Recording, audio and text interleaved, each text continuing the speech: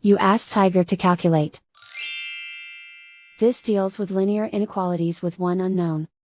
The final result is W smaller than 16. Let's solve it step by step.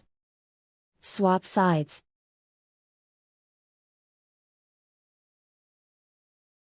Group all constants on the right side of the inequality. Subtract 10 from both sides.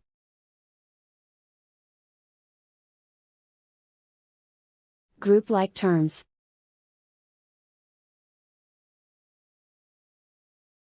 Simplify the arithmetic.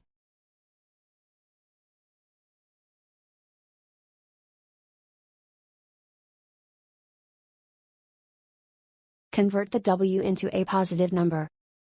Multiply both sides by -1. Whenever you multiply or divide by a negative, reverse the inequality sign.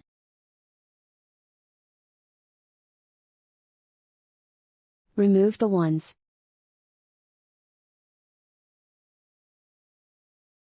Simplify the arithmetic.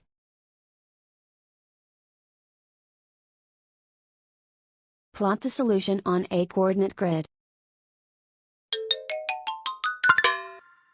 And so the final result is W smaller than 16.